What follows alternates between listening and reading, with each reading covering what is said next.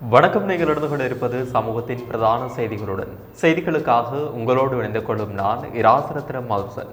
விரிவான செய்திகளுக்குள் செல்லும் முன்னர் முதலில் தலைப்புச் செய்திகள்.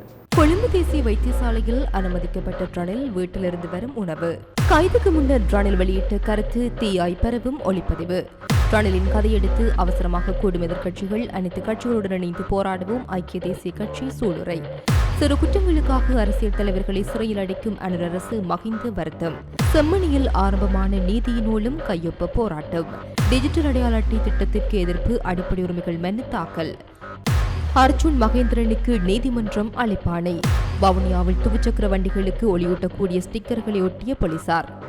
பிரித்தானியாவில் இலங்கை யுவதி படுகொலை, இலங்கை இளைஞன் கைது. வெட்டு காயங்களுடன் சடலமாக கிடந்த மூதாட்டி முல்லைத்தீவில் பரபரப்பு. சோதனை நடவடிக்கையில் ஈடுபட்ட போலீஸ் பொறுப்பதிகாரியை மோதி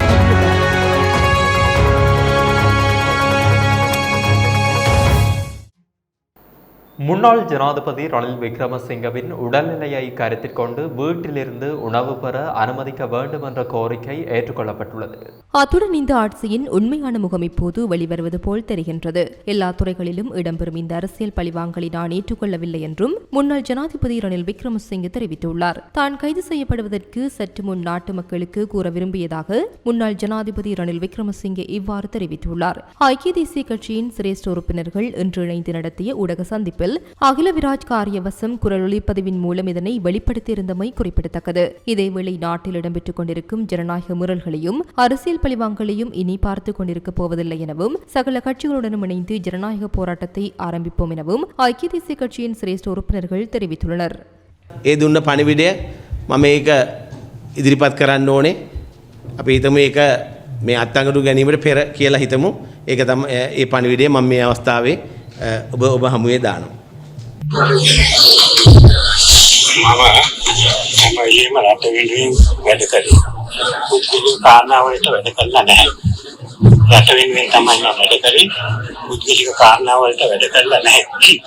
අද පෙනෙන්නේ මේ පාලනයේ නියම.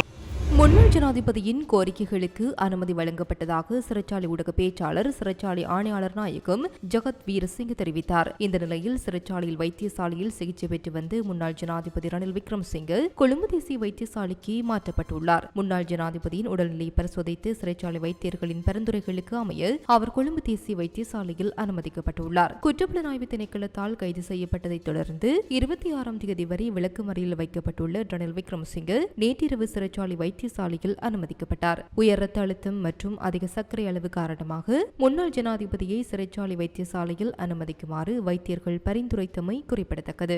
இந்த நிலையில் கைது செய்யப்பட்டு ஐக்கிய தேசிய கட்சியின் தலைவரும் முன்னாள் ஜனாதிபதியுமான ரணில் விக்ரமசிங்கே தொடர்பில் எடுக்க வேண்டிய எதிர்கால நடவடிக்கைகள் மற்றும் எதிர்கால அரசியல் நடவடிக்கைகள் குறித்து விவாதிக்க எதிர்க்கட்சித் தலைவர்களின் விசேட கூட்டம் ஒன்று பிளவர் வீதியில் உள்ள அலுவலகத்தில் நடைபெற உள்ளதாக தெரிவிக்கப்படுகின்றது. இந்த விவாதத்தில் அனைத்து எதிர்க்கட்சிகளும் பங்கேற்பார்கள் என்றும் தெரிவிக்கப்பட்டுள்ளது. ஐக்கிய தேசிய கட்சி, ஐக்கிய மக்கள் சக்தி, ஸ்ரீலங்கா பொதுஜன பெரமுன, ஸ்ரீலங்கா சுதந்திர கட்சி, பொதுஜன ஐக்கிய முன்னணி மற்றும் முஸ்லிம் காங்கிரஸ் உள்ளிட்ட நாடாளுமன்றத்தில் பிரதிநிதித்துவப்படுத்தப்படும் மற்றும் பிரதிநிதிகள் அல்லாத பல அரசியல் கட்சிகளின் தலைவர்களும் பிரதிநிதிகளும் இந்த விசேட கூட்டத்தில் கலந்து கொள்ள உள்ளனர். பிரதான அனுசரணை வழங்குவோர் VT கேஷ் அண்ட் கேரி மற்றும் VT சூப்பர் ஸ்டோரின் ஓன் பிராண்டான கல்யாணி அன்னபூரணி பிராண்டின் சகலவிதமான பொருட்கள் மற்றும் இலங்கை இந்திய காய்கறிகள், பழ வகைகள், சிறு தானியங்கள், எண்ணெய் வகைகள், பூஜை பொருட்கள், அன்றாட வாழ்விற்கு தேவையான அனைத்து விதமான பொருட்களையும் ஒரே இடத்தில் பெற்றுக்கொள்ள இன்றைய நாடுங்கள். VT கேஷ் அண்ட் கேரி மற்றும் VT சூப்பர் ஸ்டோர், பாரிஸ் லா சப்பல். அரசியல் பழிவாங்கல்களை தவிர அரசாங்கத்தினால் வேறு எந்த நடவடிக்கைகளும் முன்னெடுக்கப்படவில்லை என ரணில் விக்ரமசிங்கவை பார்வையிட்டதன் பின்னர் முன்னாள் ஜனாதிபதி மஹிந்த ராஜபக்ஷ தெரிவித்துள்ளார். அரசியல் தலைவர்கள் சிறிய குற்றங்களுக்காக சிறையில் அடைக்கப்படுவது குறித்து தனது வருத்தத்தை வெளிப்படுத்தியுள்ளார். தற்போதைய அரசாங்கத்தின் நடவடிக்கைகள் குறித்து மக்கள் சரியான புரிதலை கொண்டுள்ளனர். இந்த நடவடிக்கைகள் பழிவாங்கும் செயல்களை தவிர வேறொன்றுமில்லை. மக்கள் அரசியல் தலைவர்களை தொடர்ந்து ஆதரித்து வருவதாகவும் நாம் மக்களை நேசிக்கின்றோம், அதனால் தான் மக்கள் நம்மை நேசிக்கின்றார்கள் என முன்னாள் ஜனாதிபதி மஹிந்த ராஜபக்ஷ மேலும் தெரிவித்துள்ளார். முன்னாள் ஜனாதிபதி ரணில் விக்ரமசிங்கவின் கைது தொடர்பில் மூன்றாம் தரப்பினர் ஒருவர் முன்கூட்டியே கணித்திருந்தமை நாட்டின் ஜனநாயகத்தையும் நீதித்துறை மீது மக்கள் கொண்டுள்ள நம்பிக்கைகளையும் கேள்விக்குள்ளாக்கியுள்ளது என எதிர்க்கட்சித் தலைவர் சஜித் பிரேமதாச தெரிவித்தார். கைது செய்யப்பட்டு விளக்குமறியலில் வைக்கப்பட்டு பின்னர் சிறைச்சாலை வைத்தியசாலையில் அனுமதிக்கப்பட்டுள்ள முன்னாள் ஜனாதிபதி ரணில் விக்ரமசிங்கவை பார்வையிட்டு நலம் விசாரிப்பதற்காக எதிர்க்கட்சித் தலைவர் சஜித் பிரேமதாச சிறைச்சாலை வைத்தியசாலைக்கு இன்று காலை சென்றிருந்தார். இதன் பின்னர் ஊடகங்களுக்கு கருத்து தெரிவிக்கையிலேயே மேற்கண்டவாறு தெரிவித்துள்ளார். நீதிக்கான செயல்முறை மற்றும் சட்டத்தின் ஆட்சி செயல்படுத்தப்படும் நேரத்தில் சட்டத்தில் குறிப்பிடப்படாத மூன்றாம் தரப்பினரால் சட்டத்தின் இறுதி முடிவை கணிக்க முடியாது. இது மிகவும் ஆபத்தான சூழ்நிலை என்றும் ஜனநாயகத்தை பாதுகாக்க வேண்டுமென்றால் சட்டத்தை அமல்படுத்த முறை சரியானது என்று நாட்டு மக்கள் நம்ப வேண்டும் என்றும் சஜித் பிரேமதாச கூறினார். சட்டத்தை அமல்படுத்துவதும் அது குறித்து மக்கள் கொண்டுள்ள புரிதலும் மிகவும் முக்கியம் என்றும் சமூக ஊடகங்களில் ஒருவர் கணிப்புகளை வெளியிடுவதால் குறித்த செயல்பாட்டில் ஒரு தீவிரமான சூழலை உருவாக்கியுள்ளது என்றும் சஜித் பிரேமதாச கூறினார். சர்வதேச நீதி கோரி 9 கோரிக்கைகளை முன்வைத்து நீதியின் ஓலம் கையொப்ப போராட்டம் இன்று சனிக்கிழமை யாழ் செம்மணியில் முன்னெடுக்கப்பட்டது. தாயக செயலணி அமைப்பினரால் தமிழின படுகொலைக்கு சர்வதேச நீதி கோரலை வலியுறுத்திய இந்த நீதியோலம் என்னும் கையொப்ப போராட்டம் முன்னெடுக்கப்படுகின்றது. குறித்த போராட்டம் இன்று காலை 10 மணியளவில் மாணவி கிருஷாந்தி கொலை சம்பவத்துடன் தொடர்புடைய செம்மணி பகுதியில் அணியா விளக்கு போராட்ட தூபி அமைந்துள்ள இடத்தில் முன்னெடுக்கப்பட்டது. மரணித்துறவுகளை நினைவு கூர்ந்து மௌன வணக்கம் செலுத்தப்பட்டு நினைவுச்சுடரேற்றி மலரஞ்சலி செலுத்தி ஆரம்பமான குறித்த நிகழ்வில் வடக்கின் ஏற்பாட்டுக்குழு இணைப்பாளர் ஜெயசித்ரா போராட்டத்தின் நோக்கம் குறித்து உரையாற்றி நிகழ்வை ஆரம்பித்து வைத்தார். தொடர்ந்து கையெழுத்து பெறும் நிகழ்வு ஆரம்பிக்கப்பட்டது. தொடர்ந்து 5 நாட்களுக்கு தமிழக தாயகமெங்கும் முன்னெடுக்கப்படும் இந்த கையொப்ப போராட்டத்தின் ஊடாக இதுவரை கண்டுபிடிக்கப்பட்டு செம்மணி உட்பட அனைத்து மனித புதைகுழிகளுக்கு முழுமையான சர்வதேச நீதி விசாரணை நடைபெற வேண்டும் என்பதுடன் எதிர்வரும் செப்டம்பர் மாதம் நடைபெறவுள்ள ஐநா மனித உரிமைகள் பேரவையில் இலங்கை மீது வலுவான தீர்மானம் கொண்டு வந்து அனைத்து நாடுகளும் தெளிவான நிலைப்பாடு எடுக்க வேண்டும் எனவும் இந்த போராட்டம் வலியுறுத்துகின்றமை குறிப்பிடத்தக்கது. இலங்கை குடிமக்களுக்கு டிஜிட்டல் அடையாள அட்டை வழங்கும் திட்டத்தை செயல்படுத்துவதற்காக இலங்கை அரசாங்கத்திற்கும் இந்தியாவிற்கும் இடையில் கையெழுத்திடப்பட்ட புரிந்துணர்வு ஒப்பந்தத்தை செல்லாதாக்க தீர்ப்பளிக்க கோரி முன்னாள் அமைச்சர் விமல் வீரவன்ச உயர் நீதிமன்றத்தில் அடிப்படை உரிமைகள் மனு ஒன்றை தாக்கல் செய்துள்ளார்.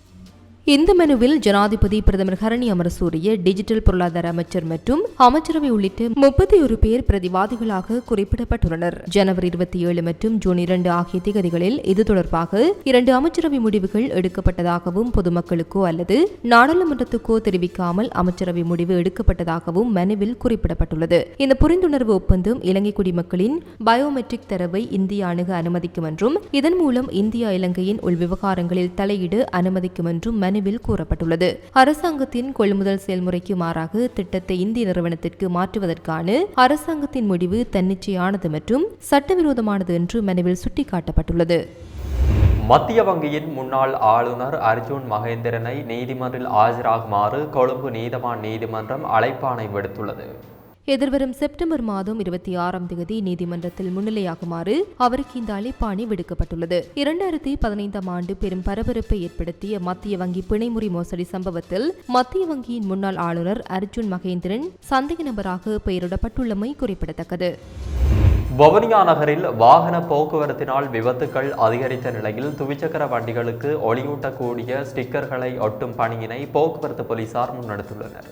வவுனியா போலீஸ் நிலைய பொறுப்பதிகாரி மற்றும் போலீஸ் நிலைய போக்குவரத்து பிரிவு பொறுப்பதிகாரி மற்றும் போக்குவரத்து போலீஸ் இணைந்து துவிச்சக்கர வண்டிகளுக்கு ஸ்டிக்கர் ஒட்டும் பணியினை முன்னெடுத்திருந்தனர். இரவில் துவிச்சக்கர வண்டியில் பயணிக்கும் போது பின்னால் வரும் வாகனத்திற்கு துவிச்சக்கர வண்டியினை சரியாக தெரியத்தக்கதாக ஒளியூட்டப்பட்ட ஸ்டிக்கர் ஒட்டும் வேலை திட்டம் வவுனியா குருமன்காட்டு சந்தையில் நேற்று மாலை ஆரம்பிக்கப்பட்டது. இத்திட்டத்திற்கு மக்கள் மத்தியில் பாரிய வரவேற்பு கிடைத்துள்ளமையுடன் இவ்வாறான ஒளியூட்டக்கூடிய பட்டிகள் மாடுகளின் கழுத்து பகுதியிலும் கட்டும் சமயத்தில் கட்டாக்காளி மாடுகளினால் ஏற்படும் விபத்தினையும் தடுக்க முடியும் என மக்கள் தெரிவித்துள்ளனர். பிரித்தானியாவில் இலங்கையை சேர்ந்த பெண்ணொருவர் கொலை செய்யப்பட்டுள்ளதாக அந்நாட்டு ஊடகங்கள் செய்தி வெளியிட்டுள்ளன.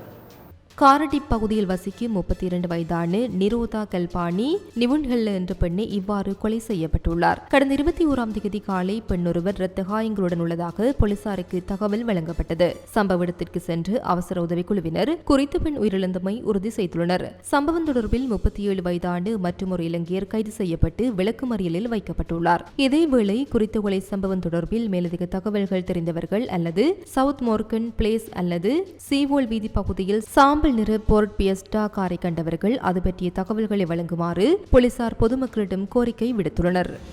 முல்லைத்தீவு மாவட்டத்தின் மாங்குளம் போலீஸ் பிரிவுக்குட்பட்ட பாலைப்பாணி கிராமத்தில் தனிமையில் வசித்து வந்த வயோதிப பெண் ஒருவர் வீட்டில் வெட்டு காயங்களுடன் சடலமாக மீட்கப்பட்ட சம்பவம் அப்பகுதியில் பெரும் பரபரப்பை ஏற்படுத்தியுள்ளது.